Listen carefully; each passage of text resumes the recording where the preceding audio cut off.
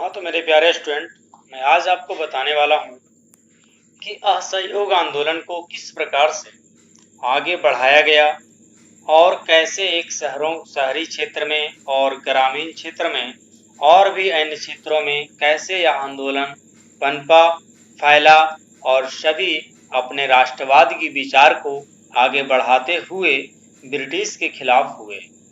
हम यह सारी बातें आज इस वीडियो में आपको बताने वाले हैं।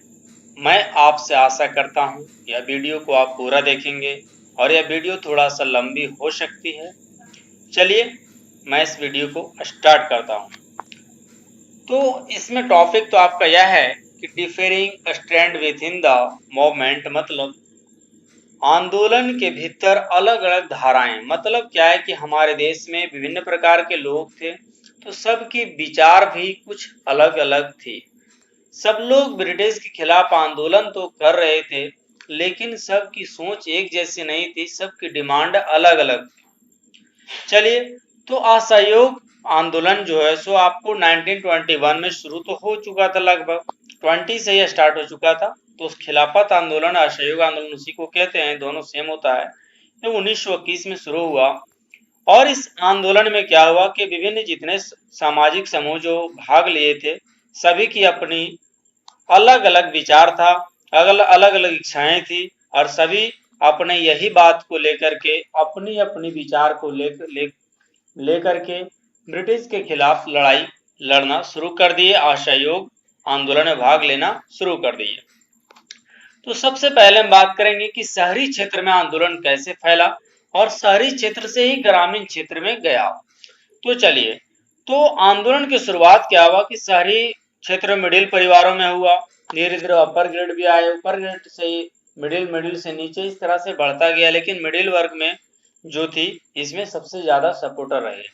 हजारों विद्यार्थियों ने स्कूल कॉलेज छोड़ दिए, हेडमास्टरों और शिक्षकों ने इस्तीफे सौंप दिए, वकीलों ने मुकदमे लड़ना बंद कर दिया। मद्रास के अलावा ज्यादातर प्रांत में परिषद चुनावों का बहिष्कार किया गया। मद्रास में गैर ब्राह्मणों द्वारा बनाई गई जस्टिस पार्टी का मानना था कि काउंसिल में प्रवेश के जरिए उन्हें वे अधिकार मिल सकते हैं जो सामान्य रूप से केवल ब्राह्मणों को मिल पाते हैं। इसलिए इस पार्टी ने चुनाव का बहिष्कार कर दिया, मतलब छोड़ दिया। आर्थिक मोर्चे पर असहयोग का असर यह हुआ कि सभी लोग एक ऐसा करने लगे जिससे हमारा इकोनॉमिक पावर बढ़ने लगा और उनका घटने लगा। वो कैसे, देखिए, विदेशी सामानों का हमारा देश में बहिष्कार किया गया, शराब की दुकानों की पिकेटिंग की गई, मतलब पैकिंग किए जाने लगे, और विदेशी कपड़ों की होली जलाई जाने लगी। और 1921 से 1922 के बीच विदेशी कपड़ों का आयात आधा रह गया था, मतलब विदेशी कपड़ों का डिमांड हमारा भारत में घटने लगा था। उसकी कीमत 102 रुपये से घटकर मात्र 57 रुपये, मतलब 102 रुपीज से घटकर 57 रुपीज रह गई थी। कौन? तो विदेशी कपड़ों की। बहुत सारे स्थानों पर व्यापारियों ने विदेशी चीजों का व्यापार करने या विदेशी व्यापार में पैसा लगाने से भी इनकार करने लगे और कर भी दिया गया। जब बहिष्कार आंदोलन फैला और लोग आयातित कपड़े को छोड़कर केवल भारतीय कपड़े पहनने लगे, मतलब विदेशी कपड़े को छोड़ करके हमारे देसी कपड़े, स्वदेशी कपड़े पहनने लगे, तो भारतीय कपड़ा मिलों और हथकरघों का क्या उत्पादन भी बढ़ने लगा। मतलब यहाँ के जो लोग थे, वो जो काम करते थे, वो जैसा भी प्रोडक्शन करते थे, उनका डिमांड बढ़ने लगा। और उनका डिमांड जब बढ़ने लगेगा तो जाहिर सी बात है कि हमारे देश की इकोनॉमिक पावर भी इंक्रीज करेगी। कुछ समय के बाद क्या हुआ कि कुछ समय बाद शहरों में आंदोलन धीमा पड़ने लगा और इसके कई कारण थे। खादी कपड़ा मिलों में भारी पैमाने पर बनने वाले कपड़ों के मुकाबले प्रायः महंगा होता था और गरीब उसे नहीं खरीद सकते। वे मिलों के कपड़े का लंबे समय तक बहिष्कार कैसे कर सकते थे? कारण यह हो गया, ब्रिटिश संस्थानों के बहिष्कार से भी समस्या पैदा हो गई और आंदोलन की कामयाबी के लिए वैकल्पिक भारतीय संस्थानों की स्थापना जरूरी थे। मतलब ये अलग अलग दूसरे संस्था की अब जरूरी पड़ने लगी थी ताकि ब्रिटिश संस्थानों के स्थान पर उनका प्रयोग किया जा सके। लेकिन वैकल्पिक जो बात किया जा रहा है, तो वैकल्पिक संस्थानों का स्थापना की प्रक्रिया बहुत धीमी थी। उनकी जो सिस्टम था वो बहुत स्लो, मतलब वैसा कोई भी हमारे देश के प्रतिनिधि नहीं चाहते थे कि कोई हम वैसा वैकल्पिक बनाए जो फिर हमारे लिए एक गलत काम कर बैठे। फलस्वरूप विद्यार्थी और शिक्षक सरकारी स्कूलों में लौटने लगे और वकील दोबारा सरकारी अदालतों में भी दिखाई देने लगे।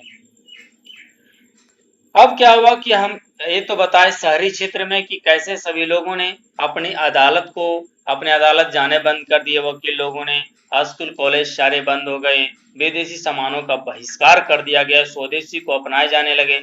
लेकिन बात है वहां पे सबसे बड़ा रीजन ये हुआ शहरी क्षेत्र के लिए कि जो स्वदेशी की माल जो बन रही थी वो यहाँ पे तकनीक नहीं होने के कारण, हमारे देश में तकनीक नहीं होने के कारण वो कपड़े महंगे होने लगे। और जब कपड़े महंगे होने लगे तो यहाँ के जो सभी लोग, गरीब परिवार के जो लोग थे, उसको खरीद नहीं पा रहे थे। मतलब उनको वो, मतलब प्रोडक्शन तो हमारा देश में होता था लेकिन हर प्रकार के लोग उसको, उस माल को खरीद नहीं पा रहे थे, जिसके कारण वह चाहते थे कि नहीं, विदेशी माल ही हमारे लिए अच्छा है, क्योंकि विदेशी माल आपको मालूम होगा कि अभी भी और पहले भी सस्ता हुआ करता था, जिसके कारण से लोग विदेशी माल को ही खरीदते थे। और आज भी आप देखेंगे कि हमारा भारतीय जो इंडियन जो मेड इन इंडिया का नाम से जो आता है जितना भी मटेरियल, वो थोड़ा सा कॉस्टली होता है, महंगा होता है। चलिए हम ग्रामीण इलाकों में बात करें तो क्या हुआ कि जो अब शहरों से जब टाउन था, टाउन से लेकर के अब जो असहयोग आंदोलन सभी ग्रामीण क्षेत्र में भी फैलने लगा। और क्या हुआ कि अब युद्ध भी बीच में हो चुका था, तो बहुत सारे युद्ध, लड़ाई भी लड़ी जा रही थी, संघर्ष चल रहा था। तो अब युद्ध के बाद देश के विभिन्न भागों में चले किसानों और आदिवासियों के संघर्ष भी इस आंदोलन में समा गए। सब लोग इसमें जूझने लगे और सब लोग मतलब ब्रिटिश के खिलाफ होने लगे। शहरों से ग्रामीण क्षेत्र में यह बहुत ही तेजी से फैलने लगा। जैसे क्या हुआ कि जो उत्तर प्रदेश का क्षेत्र था, तो उत्तर प्रदेश में अवध के नाम से जो जाना जाता था, तो अवध में सन्यासी बाबा रामचंद्र किसानों का नेतृत्व कर रहे थे। और बाबा रामचंद्र इससे पहले फिजी में गिरमिटिया मजदूर के तौर पर काम कर चुके थे, मतलब मजदूर के एक हेड के रूप में वो काम कर रहे थे। और उनका आंदोलन तालुकदारों और जमींदारों के खिलाफ था। जो भी जमीन, जैसे बहुत सारे लोग आप देखेंगे कि बहुत बड़े प्रांत को, बहुत बड़े क्षेत्र को उस पे अपना अधिकार जमाते कि नहीं, पूरा क्षेत्र मेरा है, इस प्रकार से जमीन पे पूरा हड़प नीति चलता था, तो वो उनके खिलाफ थे। जो किसानों से भारी भरकम लगान और तरह तरह के कर वसूल रहे थे, मतलब परेशान किया जाता था, किसानों को लगाया जाता था और उनसे टैक्स वसूला जाता था कि इतना भर का जो जमीन है वो मेरा है। किसानों को अब बेगारी करनी पड़ती थी, पट्टेदार के तौर पर उनके पट्टे निश्चित नहीं होते थे, मतलब जो क्षेत्र था, जो जमीन होते थे वो उनके निश्चित नहीं होते थे, कभी भी बदल दिए जाते थे या उन्हें हटा दिया जाता था, ताकि जमीन पर उनका कोई अधिकार स्थापित ना हो सके। उनका वो जमीन, वो कभी यह न कह सके कि जमीन मेरा है। किसानों की मांग थी कि लगान कम किया जाए, मतलब टैक्स, जमीन का जो टैक्स दिया जाता है वो कम किया जाए, बेगार खत्म हो और दमनकारी जमींदारों का सामाजिक बहिष्कार किया जाए। मतलब जो भी अधिकार इस प्रकार से जमाते हैं कि प्रांत में, कि ये प्रांत मेरा है, तो उनका बहिष्कार किया जाए, उनको छोड़ा जाए और सार्वजनिक रूप में जमीन को बांटा जाए। बहुत सारे स्थानों पर जमींदारों को नाई धोबी की सुविधाओं से भी वंचित करने के लिए पंचायतों ने नाई धोबी बंद का फैसला भी ले लिया। जून 1920 में, जून 1920 में जवाहरलाल नेहरू ने अवध के गांवों का दौरा किया और गांव वालों से बातचीत भी की, उनकी बात को समझने का भी प्रयास किया। और अक्टूबर तक जवाहरलाल नेहरू, बाबा रामचंद्र तथा कुछ अन्य लोगों के नेतृत्व में उत्तर प्रदेश के अवध का क्षेत्र अवध किसानों सभा का गठन कर लिया गया। और महीने भर में इस पूरे इलाके के गांवों में संगठन की लगभग 300 से ज्यादा शाखाएं बना चुकी थी, मतलब 300 से ज्यादा जो है सो एक ब्रांच के तौर पे बनाया गया। और अगले साल तक जब असहयोग आंदोलन शुरू हुआ तो कांग्रेस ने अवध के किसान संघर्ष को इस आंदोलन में शामिल करने का भी प्रयास किया, लेकिन किसानों के आंदोलन में ऐसे स्वरूप विकसित हो चुके थे जिनसे कांग्रेस का नेतृत्व खुश नहीं था। मतलब वो किसान की इतने मतलब बेहतरीन रूप से उनका आंदोलन बढ़ चुका था, जिससे कांग्रेस चाहते थे, मतलब क्रेडिट लेने का प्रयास था कि हम ब्रिटिश को हटाने में, कांग्रेस समझते थे कि मेरा योगदान हो, मतलब हम इसमें अपना क्रेडिट लें, और वो चाहते थे हम क्रेडिट लें। तो ये क्रेडिट के कारण जब किसान का आंदोलन आगे बढ़ चुका था तो उससे कांग्रेस पार्टी के जो लोग थे वो इससे खुश नहीं थे। और 1921 में जब आंदोलन फैला तो तालुकदारों और व्यापारियों के मकानों पर हमले भी होने लगे, बाजारों में लूटपाट होने लगी और अनाज के गोदामों पर कब्जा कर लिया गया। बहुत सारे स्थानों पर स्थानीय नेता किसानों को समझा रहे थे कि गांधी जी ने ऐलान कर दिया है कि अब कोई भी लगान नहीं भरेगा और जमीन गरीबों में बांट दी जाएगी। महात्मा का नाम लेकर लोग अपनी सारी कार्रवाइयों और आकांक्षाओं को सही ठहरा रहे थे। आदिवासी किसानों ने महात्मा गांधी के संदेश और स्वराज के विचार का कुछ और ही मतलब निकाला। जो किसानों ने क्या किया कि महात्मा गांधी जो संदेश था, जो मैसेज था लोगों के लिए, उससे कुछ और ही मतलब निकाला। जैसे आंध्र प्रदेश की गुडेम पहाड़ियों में 1920 के दशक की शुरुआत में एक उग्र गुरिल्ला आंदोलन फैल गया था और कांग्रेस इस तरह संघर्ष को कभी स्वीकार नहीं कर सकती थी। अन्य भी क्षेत्र की तरह यहाँ भी अंग्रेज सरकार ने बड़े बड़े जंगलों में लोगों के दाखिल होने पर पाबंदी लगा दी थी। लोग इन जंगलों में ना तो मवेशियों को चरा सकते थे, मतलब जो भी उनके जानवर होते थे, एनिमल होते थे, उनको ना चरा सकते थे और ना ही जलवान की कोई लकड़ी को वहां से काट सकते थे। मतलब पहले तो ये गैस वगैरह चलता नहीं था, तो लकड़ी का इस्तेमाल ही किया जाता था और खाना बनाने में, खाना पकाने में। तो उस समय क्या होता था कि उस लकड़ी का भी इस्तेमाल करने से इन सबको मना कर दिया जाता था और फल भी वहां से नहीं ला सकते थे कि कोई जंगल है तो वहां से फल भी हम ला सके और खा सके। और इससे पहाड़ों के लोग, पहाड़ में जो रहने वाले, पहाड़ पर्वत पे रहने वाले जो लोग थे, जंगल में रहने वाले लोग थे, वो परेशान थे और गुस्से में थे। न केवल उनकी रोजी रोटी पर असर पड़ रहा था, बल्कि उन्हें लगता था कि उनके परंपरागत अधिकार, मतलब जो हमारे जो परंपरा से चली आ रही जो अधिकार है, उसे छीनी जा रही है।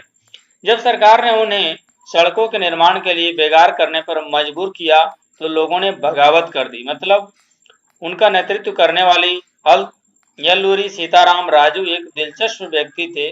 उनका दावा था कि उनके पास बहुत सारी विशेष शक्तियां हैं और वह सटीक खगोलीय अनुमान लगा सकते थे, लोगों को स्वस्थ कर सकते थे तथा गोलियां भी उन्हें नहीं मार सकती। राजू के व्यक्तित्व से चमत्कृत विद्रोहियों को विश्वास था कि वह ईश्वर का अवतार है।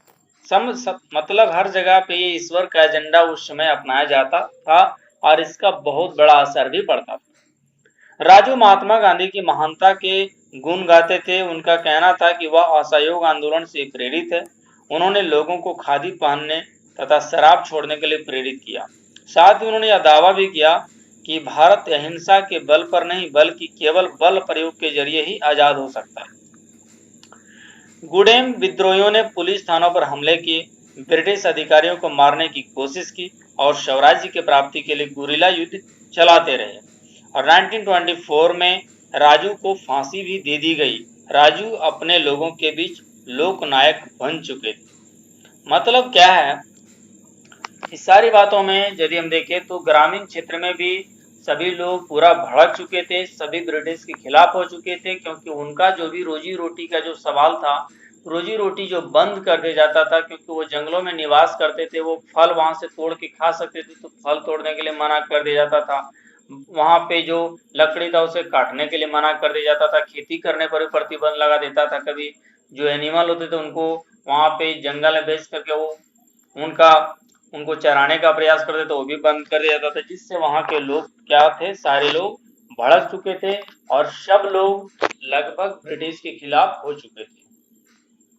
अब आगे थोड़ा सा और है, जिसमें है कि जो भी मतलब प्लांटेशन के लोग थे, तो प्लांटेशन के लोग में भी यह चीज कैसे फैला, यह बहुत इंपॉर्टेंट है।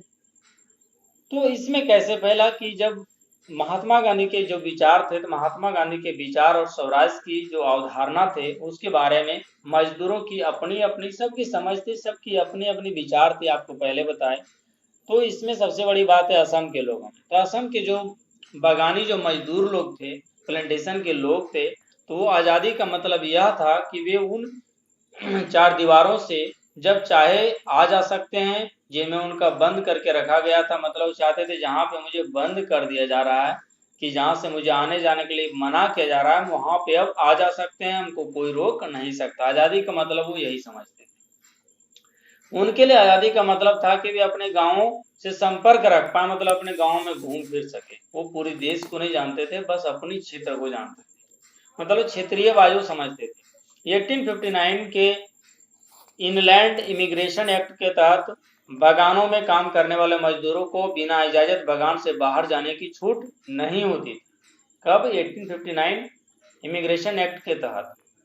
और यह इजाजत उन्हें बिरले ही कभी मिलती थी, मतलब कभी कभी उन्हें दिया जाता था कि आप घूम सकते हैं, और ऐसे कभी जाने की जरूरत नहीं था, और उन्हें वैसे इजाजत नहीं मिलती थी।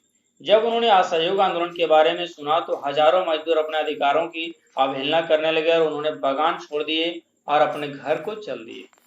उनको लगता था कि अब गांधी राज आ रहा है, इसलिए अब तो हरेक को गांव में जमीन मिल जाएगी, लेकिन वे अपनी मंजिल पर नहीं पहुंच पाए। रेलवे और स्टीमरों की हड़ताल के कारण वे रास्ते में ही फंस गए और उन्हें पुलिस ने पकड़ लिया और उनकी बुरी तरह पिटाई भी हुई। इन स्थानीय आंदोलनों की अपेक्षाओं और दृष्टियों को कांग्रेस के कार्यक्रम में परिभाषित नहीं किया गया था। उन्होंने तो स्वराज शब्द का अपने अपने हिसाब से अर्थ निकाल लिया था और उनके लिए यह एक ऐसे युग का समय था जब सारे कष्ट और सारी मुसीबतें खत्म हो जाएगी। फिर भी जब आदिवासियों ने गांधी जी का नाम का नारा लगाया और स्वतंत्र भारत की हुंकार भरी, तो वे एक अखिल भारतीय आंदोलन से भी भावनात्मक स्तर पर जुड़े हुए थे। जब वे महात्मा गांधी का नाम लेकर काम करते थे या अपने आंदोलन को कांग्रेस के आंदोलन से जोड़कर देखते थे, तो वास्तव में एक ऐसे आंदोलन का यंग बन जाते थे जो उनके खिलाफ, जो उनके इलाके तक ही सीमित नहीं था। तो आज हम आपको इतने बेहतर तरीके से बताने का प्रयास किए। आपको यह वीडियो कैसा लगा, आप मुझे जरूर बताएं। Thank you so much.